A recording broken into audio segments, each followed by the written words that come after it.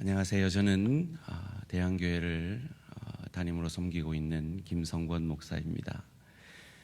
담임 목사가 뭔가 싶으시죠? 절 다니신 분 많으실 텐데 주지스님 같은 겁니다. 교회를 대표해서 여러분을 진심으로 환영합니다. 지금 하나님도 환영의 전화를 하시는 모양인데요. 여러분 아마 여러분의 가족의 성화에 못 이겨서 여러분의 지인의 간곡한 부탁에 아마 이 자리에 오셨으리라 믿습니다. 어떤 연유로 이 자리에 오셨든지 간에 여러분의 이 자리에 오신 것은 하나님의 선한 인도하심이라 믿습니다.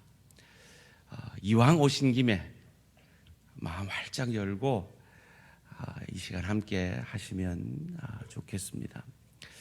여러분 혹 마음에 지금 이런 마음으로 앉아 계신 분 없습니까? 아이고 내 안다, 내 주지 목사님 무슨 말 할지 내 다 안다, 예수 믿으라 그럴 거 아닌가, 이렇게 단단히 마음을 부여잡고 계신 분이 계실지 모르겠습니다. 아닙니다. 제가 예수님 여러분 믿으라 한다고 여러분이 믿어지는 게 아닙니다. 정말 예수를 믿고 싶어도 믿어지지 않을 수도 있습니다. 왜냐하면 예수님이 부르시는 양만이 믿어지기 때문입니다.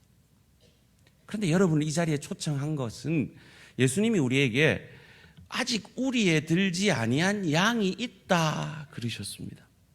그래서 혹 초대받은 우리 VIP들이 혹 우리에 들지 아니하는 예수님의 택한 양이실지도 모르니까 저희가 이 자리에 모신 겁니다.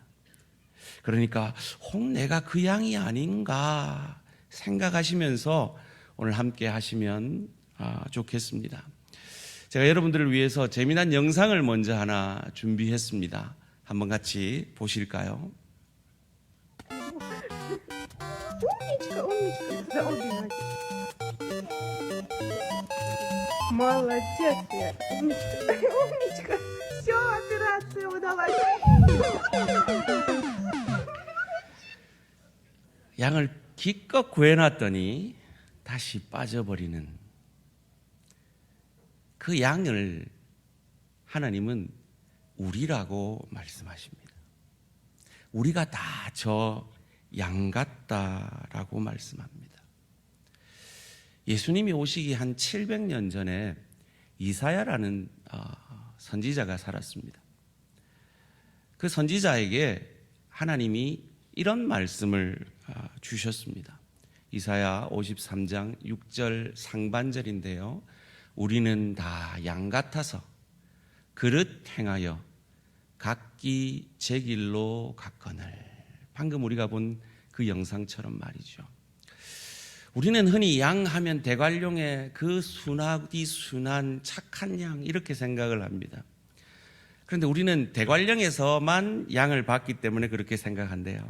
실제로 그들의 삶에서 밀접하게 양을 대했던 이 유대인들에게는 이 양 같은 놈아 이러면 아주 심한 욕이라고 합니다.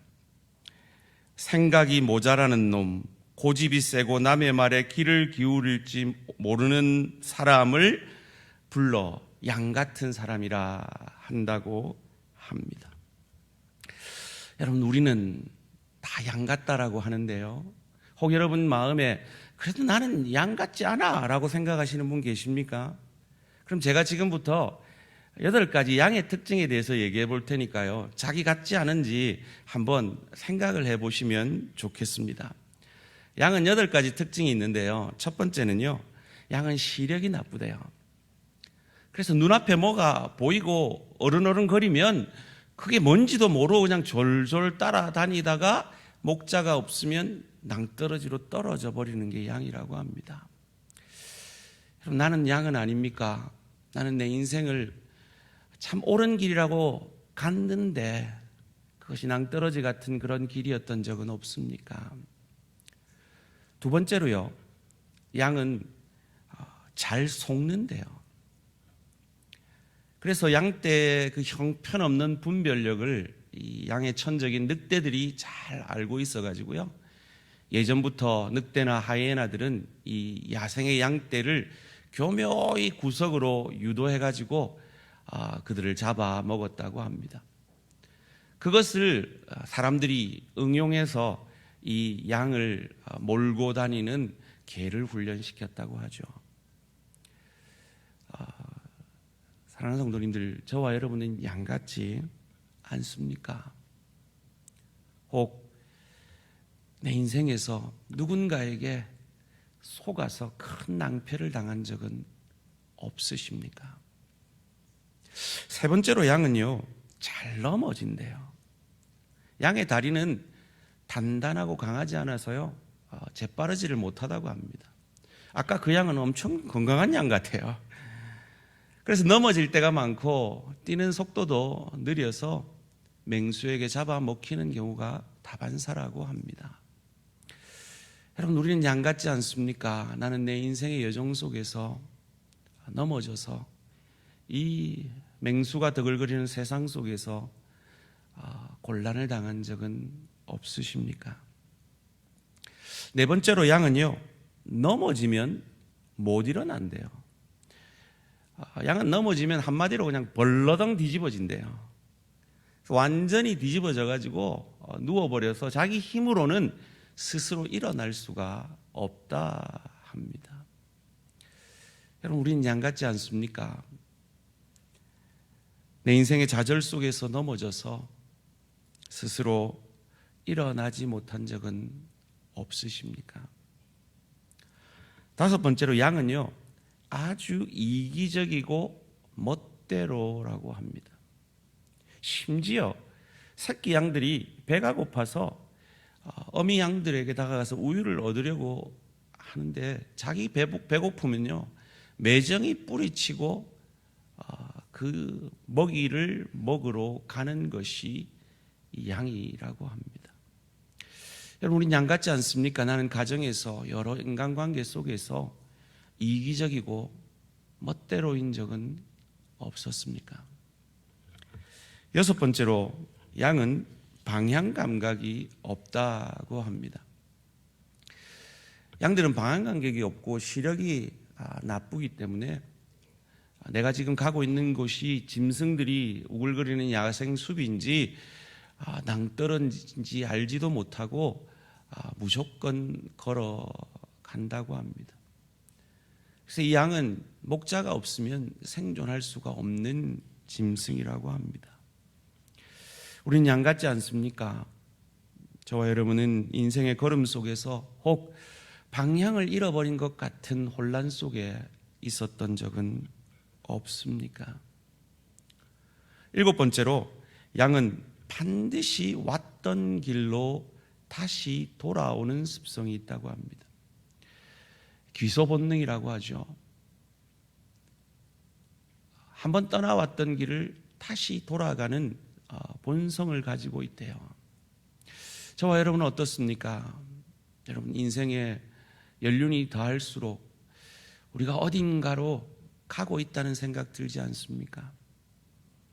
그리고 그곳에서 영원을 보낼 것이라고 생각 들지 않으십니까? 마지막으로 양은요, 죽을 때가 되면 온순해진대요. 염소나 돼지 동물들은 죽기 직전에 발버둥을 치는 반면에 양은 오히려 죽음 앞에 모든 것을 체념한 듯 온순해진다고 합니다. 여러분, 어떠십니까? 늙어가면서 힘을 잃어가면서 온순해져 가는 남편은 아니십니까? 그래서 뭔가 영혼에 대한 갈망이 여러분에게 있었던 적은 없습니까? 우리가 살펴본 대로 양은 이렇게 부족함이 많은 존재라고 합니다. 그런데 이 양 같은 우리를, 그래서 낭떠러지로 지옥으로 가고 있는 우리를 하나님은, 여호와는 그냥 내어버려 두지 않으셨습니다. 그래서 이사야 53장 6절은 후반절에서 이렇게 얘기합니다. 여호와께서는 우리 모두의 죄악을 그에게 담당시키셨도다. 여기서 그가 누구일까요? 그가 바로 예수 그리스도입니다.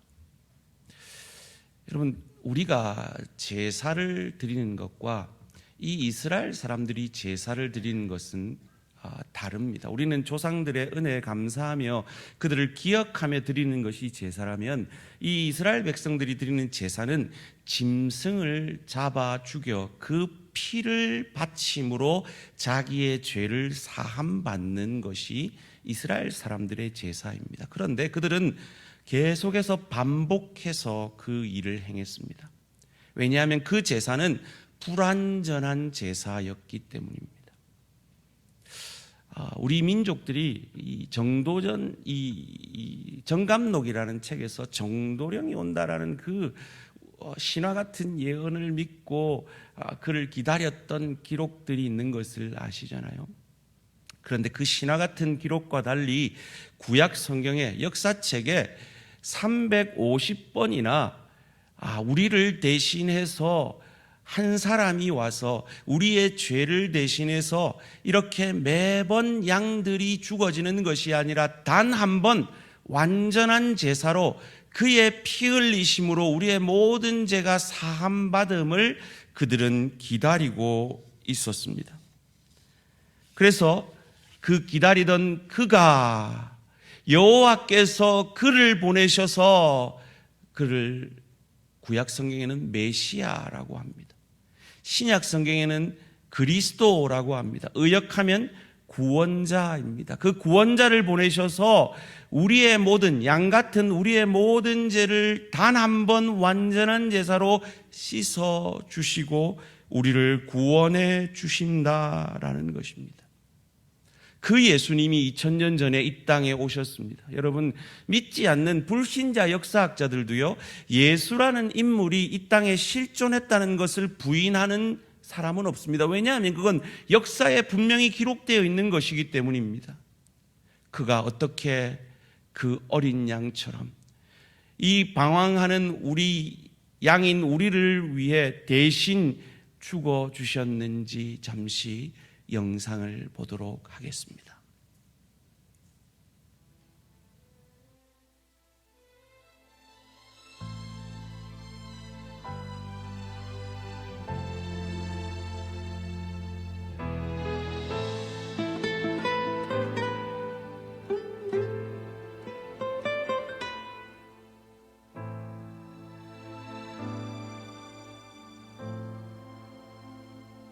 십자가를 등에 지고 병정들을 이끌려 주님 갈보리의 길을 걸을 때 사람들은 몰려왔네. 죽음의 길 걷는 그를 보려고.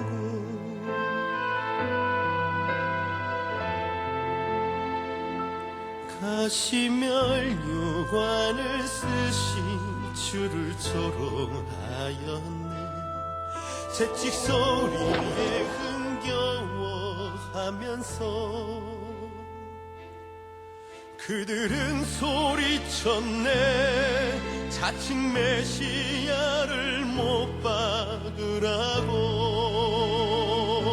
사랑하는 제자마저 모두 떠나버리고 증오와 멸시의 비웃음 속에서 너와 나를 위한 그의 절한 사랑 때문에 주님은 그 길을 걸어 가셨네. 갈보리 길.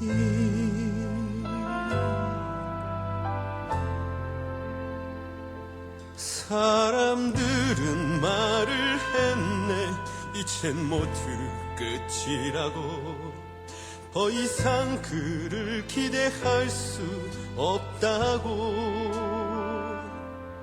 자신마저 못 구원한 그는 메시아일 수가 없다고 갈보리의 그 길만이 진정 구원의 길인 것을 그 누구도 이해하지 못했지만 너와 나를 향한 하나님의 사랑 때문에 주님은 그 길을 걸어가셨네 고난의 길 십자가에서 흘린 보혈은 예루살렘 유다와 땅 끝까지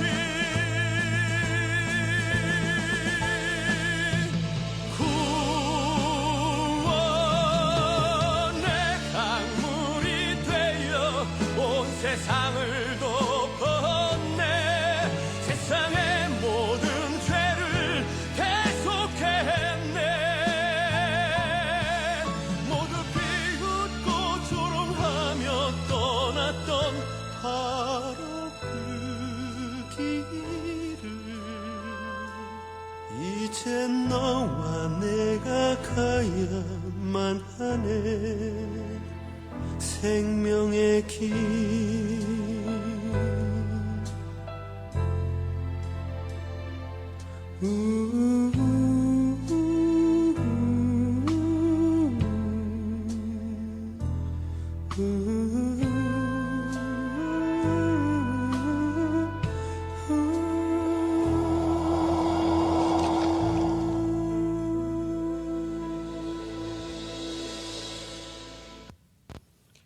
방금 영상 속에서 예수님이 무언가 얘기하고 있는 것을 보셨죠.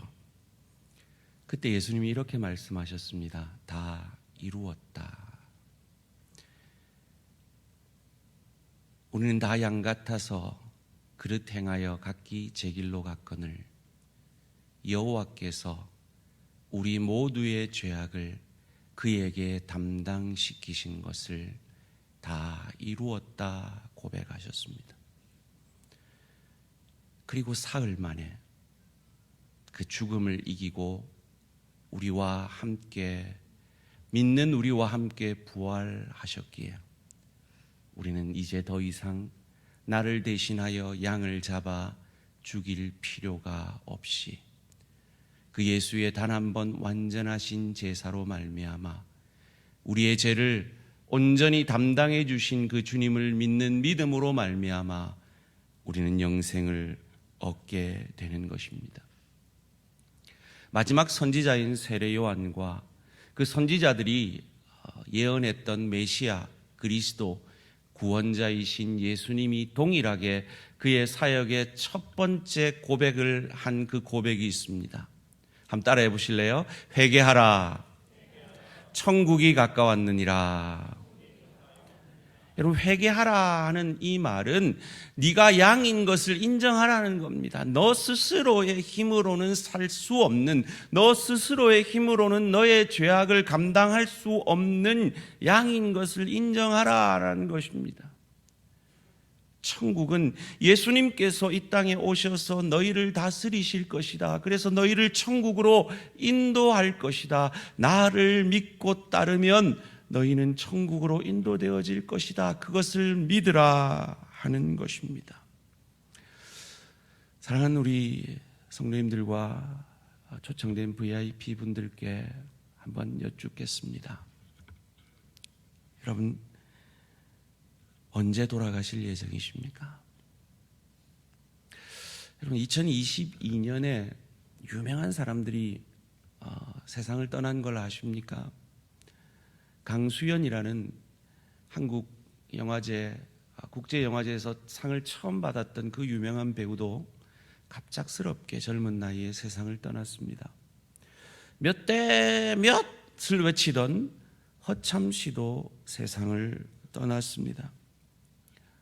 그의 4월에 그 유명한 소설가 이회수 씨도, 6월에는 송해 선생님도, 8월에는 세상 모든 부귀를 가졌던 엘리자베스 2세도, 그리고 올해 1월에는 그렇게 화려한 삶을 살았던 배우 윤정희 씨도, 올해 4월에는 여러분이 좋아하는 현미 씨도, 그리고 우리에게 많은 웃음을 줬던 서세원 씨도 예기치 않은 죽음 앞에 어쩔 수 없이 죽음을 맞았습니다. 아마 여러분 주변에도 이런 죽음의 소식들을 듣고 계실 겁니다. 여러분, 2002년 저희 한민족에게는 잊을 수 없는 해지 않습니까? 그 월드컵의 해 우리가 얼마나 열광했던 것을 기억하실 겁니다. 여러분, 2002년 월드컵이 몇 년 전에 있었던지 아세요? 21년 전이에요. 엊그제 같은데 21년 전이에요. 여러분, 21년 뒤에 어디에 살고 계실 것 같습니까? 한국에 잘 살고 계실 것 같습니까? 아니면 천국에 사실까요? 그것도 아니라면 지옥에 살고 계시지는 않을까요? 성경에 수많은 약속을 했고 그 수많은 약속들이 이루어졌는데, 앞으로 이루어질 것을, 우리에게는 이루어질 것을 약속하고 있는데 그 중에 하나가 죽으면 심판이 있을 것이라는 약속입니다. 어찌해야 할까요? 양은 참 어리석은 짐승임을 우리가 살펴봤습니다. 그런데 양이 잘하는 것 하나 있다고 합니다.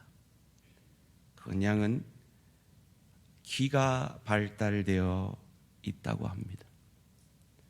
그래서 그 어떤 위험, 그 어떤 어려움으로 향하고 있더라도 목자의 음성을 듣고 그 위험에서, 어려움에서 돌아온다고 합니다.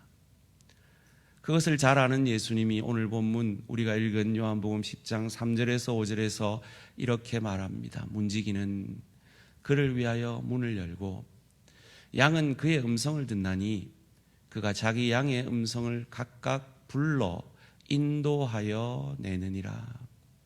자기 양을 다 내어놓은 후에 앞서가면 양들이 그의 음성을 아는 고로 따라오되 타인의 음성은 알지 못하는 고로 타인을 따르지 아니하고 도리어 도망하느니라. 제가 서두에 여러분에게 예수 믿으라고 이 땅에 이곳에 초청한 것이 아니다라고 말씀을 드렸습니다. 아니요, 여러분에게 예수 믿으라고 여러분을 초청한 겁니다. 그런데 내가 믿고 싶다고 예수가 믿어지는 것이 아니기 때문에 제가 그렇게 말씀드린 겁니다. 그런데 여러분이 믿기 싫어도, 여러분이 하나님이 택한 양이라면 어쩔 수 없이 믿을 수밖에 없습니다. 실컷 돌아오든지 바로 오든지 간에 여러분은 주님의 음성을 듣고 오시게 될 것입니다. 정말 그럴까요? 정말 양들은 목자의 음성을 알아들을까요? 마지막으로 영상 하나 더 보여드리겠습니다. 음성을 들으며 나는 그들을 알며 그들은 나를 따르느니라. 요한복음 10장 27절.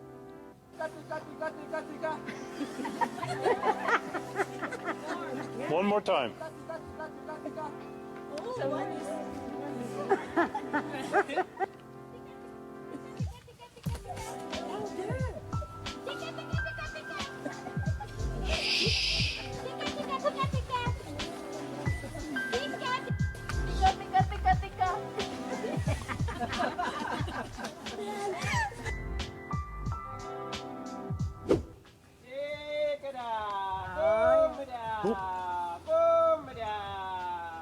Look at them, look at them.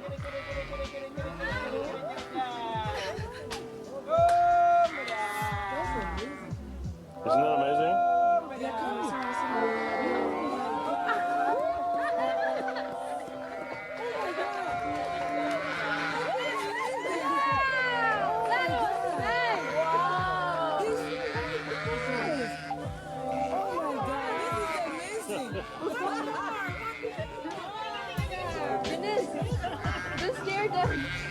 Eunice made him go away.